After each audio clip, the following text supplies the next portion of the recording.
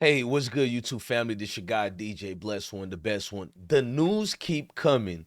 So Paul Finebaum, whatever you want to call Paul. He's a SEC staple. He's part of the thing that kind of still lets some certain people click and watch ESPN. He hasn't stopped talking bad about Deion Sanders yet. So he has a new thing about Deion Sanders. Now, he openly called him out again with Greg McElroy. You know, Greg McElroy, the one who failed in the NFL, the overrated quarterback for Alabama, who was carried by a star-studded running back, receiver class, offensive line class, star-studded defensive studs. That overrated Greg McElroy, who seems to have a lot of, prime in his mouth too. Yes, Diddy, not no Diddy. But let's continue. So Paul goes in on Deion Sanders' coaching situation and he evaluates him again. Yet I could remember 8 months ago he said he's done with the party of Deion Sanders. He is not going to be talking about Deion Sanders anymore. But yet here he is. Best paid talent on ESPN. But the biggest loser of the weekend was Deion Sanders. No question. I know it's verboten to talk about it, but that was inexcusable. And his party's over. He took a hit, and I'm not really that fascinated by Colorado after that. Yeah. So you two good old boys club said you're done with Colorado when they actually lost to Stanford, and you said the party is over with. But you're the same guy when Deion Sanders was winning 3 games in a row. They were undefeated. You knew the schedule was going to get hard, and you mentioned Stanford, USC, Oregon, and all of the above. You said it would be strenuous and hard for Sanders, and you're not going to get off the wagon. You're still going to be watching. Oh, you don't remember this, Paul? Like a wild swing that luckily catches somebody's jaw. But I think Heather's completely right. I mean, this run of winning games is over for a few weeks, but we're still going to be watching.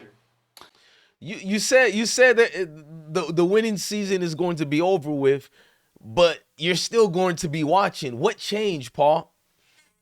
What changed with your perception about Deion? Now, it goes deeper than what I've just evaluated on him and Deion Sanders' situation. This is what the article read. In the world of college football, Deion Sanders is a name that commands attention as the head coach of Colorado football. Sanders, known as Coach Prime, has brought a unique flair to the sport thanks to his Hall of Fame career and larger-than-life persona. Now, despite his popularity in college football analyst Paul Finebaum argues that Sanders' fame as a coach is manufactured rather than earned. Whoa, it's manufactured now, said the guy that's manufactured on ESPN, the Disney World channel. Let's just be real, Paul. You reserve these certain comments for certain coaches. Your stitch of outdated rants, loud gestures to keep on a dying brand such as ESPN. We know why you're bringing Deion Sanders' name up after you committed to not speaking on his name no more. Supposedly committed to, because every other week you have something to say. Now, it doesn't stop there on the Greg McElroy week morning show, which I'm going to be a proper journalist and tell you his week morning show. I think I'll forget about it. I could care less. Now let's continue. He said, first of all, he is a celebrity, but he's not a celebrity as a coach. He's not a celebrity as a coach. To me, Deion is all about what he did previously. And I think that's why I give him a lot of credit for calling himself Coach Prime, because that puts the emphasis on being a coach. You see the shade around these weak, passive-aggressive cowards.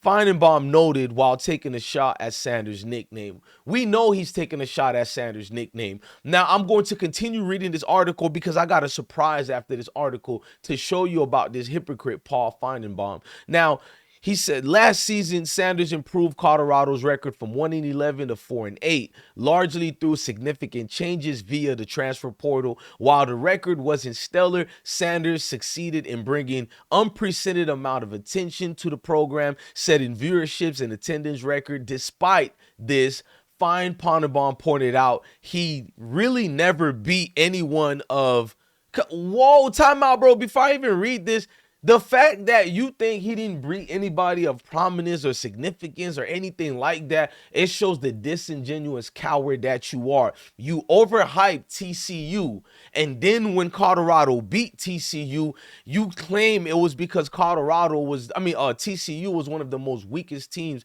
that you've seen, but this is after you already hyped up the TCU. In other words, no matter what Deion did, you would have found something to absolve your haterade and bring up a weak excuse to why you should hate on Deion Sanders. Now, I find a lot of this weird, the way he comes at Deion Sanders. You guys can pause and read this last part of the article because I want you guys to watch this less than spectacular analyst by the name of Paul. He's been outdated. His talking points is something that's overused now. He think he's still in 1992. I mean, we're in 2024, and some of his talking points is like, is this Jim Crow talking to us? Like, who is this guy? But this, I'm going to show you who Paul is since he likes hating. I remember when you were deriding Deion Sanders when he got the job at USC. Stephen, I completely agree. And I like you, I was a little queasy about this choice, but when I saw him yesterday, I realized this is a great place, and he is going to make a difference. This is a seminal moment in college football that some athletic director finally took a chance, showed some guts, and brought in a man that is going to transform that university and is going to energize a fan base that has been comatose for nearly a quarter of a century. Stephen. Paul. I love Paul. And by the way, I meant CU, not USC. The only reason I said USC because Paul wanted Deion Sanders to go to USC while he was at Jackson State. You forgot about that, Paul? You were adamantly breathing and begging for Deion to go to that other dying brand that's known as USC. I know I threw a shot at USC, but it is what it is. Let's continue with this. Paul, you've been deriding Deion when it suits your purpose and then hating on him to be part of the collective of the protections when it comes to the good old boys club. So what is it? Is it either Deion is no good or is he good? According to your own words, you're saying both things. 1 minute he's good, then he's not good, then he's good, then he's not good. Can I dare to say that while you're working at ESPN, you literally say anything based on a check you're getting by Mickey Mouse? Oh, you don't believe me? Here is more of Paul glazing Deion Sanders. At the moment, Coach Prime owns college football, and what I'm about to say sounds like hyperbole, but it's really not. He is the biggest name in college football today. That could change down the road, but he's bigger than Nick Saban. He's bigger than Kirby Smart. We're talking more about him than Caleb Williams and Lincoln Riley, and that's what makes his story so incredible. He is transcending the sport, much like maybe Tiger Woods did golf, where people who hated golf, who didn't like golf, suddenly said, I'm watching it because of Tiger Woods. People are doing the same thing because of Deion Sanders. They're watching the Buffaloes.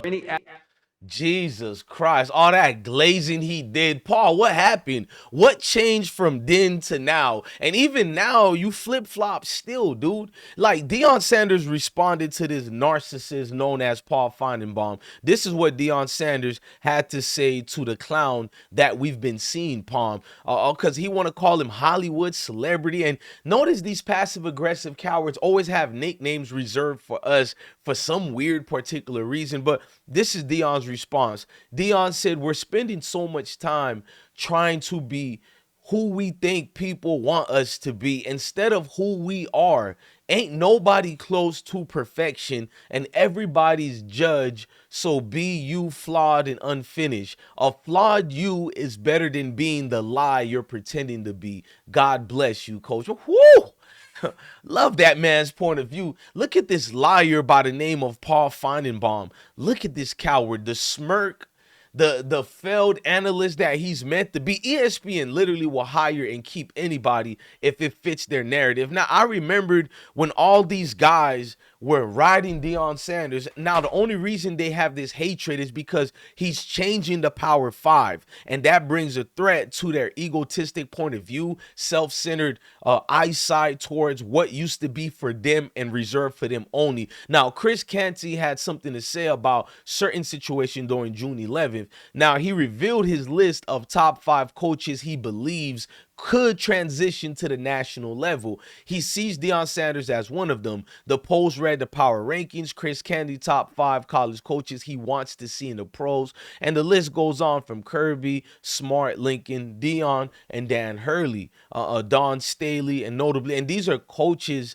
that's from all levels of sports, meaning from baseball, basketball, football, he wants to see at the professional level. Shout out to Chris Canty. I'm not ready to see Deion at the professional level yet. He got a lot of work to do at the college level, but I remember that Nick Saban tried to lie on Deion Sanders' name and said we paid for Travis Hunter. So many lies came about once Deion Sanders took position away from JSU and went to that Power 5 level. It brought some type of sheer tactics. Now, Deion had responded to Nick Saban when he came out with those lies. Deion said, "You best believe I will address that lie Coach Saban told tomorrow. I was awakened by my son at Shedeur Sanders that sent me the article stating that we paid Travis Hunter $1 million to play at JSU Tigers. We as a people don't have to pay our people to play with our people." Whoo! Whoo, boy, it don't stop, man. And then if you guys don't believe the Good Old Boys Club exists, look at this one clip I got from Paul Feinenbaum. Him and his not Greg McElroy, but the other dude, I forgot how to say his name, but pay attention to the racial intentions that they tried to make towards the likes of brothers having their own thing with Colorado football. Pay attention to it. In the top 15 or top 20 and that Yeah, got on the national. you know, I'm sure Shannon Sharp will probably come after us. You guys don't know. You don't know what it's like being on the sidelines. No, I don't. I haven't been invited. But you know what? I'm moving on from Coach Prime's late night show. And Well, you and the other guy name is Matt Barry. But Matt Barry and Paul Feinenbaum, guess what? We don't invite just anybody to the barbecue. Deion knew the shade you kept throwing while giving a backhand compliment. We know what a Judas is. We know what a snake is. You perform the same tactics as your great-grandfathers and your forefathers before you, Paul. So now you're doing this joke about Shannon Sharp is going to get mad because I guess when Stephen A. Smith and Shannon Sharp went to the Colorado game, maybe Paul wanted to go there, but closed mouths don't get fed. At least that's what my kindergarten teacher taught me. So, Paul, why didn't you just ask Coach Prime for a ticket to go just like anybody else? But you're Palm Fallenbaum. You're too great to ask. It's below you to ask a Coach Prime for a ticket, right? But if he was a Nick Saban, you would have been begging at your knees. But now it's a joke. Oh, I guess he's trying to insinuate, and because you know these passive aggressive cowards, they're trying to insinuate that a Coach Prime only allows the brothers to the game, even though we've seen so many celebrities from the Mayo Nation that were allowed and invited to the game. Shout out to Joe Klatt, who actually said it about these haters, bro. I loved everything Joe Klatt had to say. And before we leave, we should look at that one more time to what Joe had to say. I think if I still have it. If I don't, then it is what it is. But he brought that intention that was needed, the attention that we were looking for, bro. This is what he said about all the haters of Coach Prime.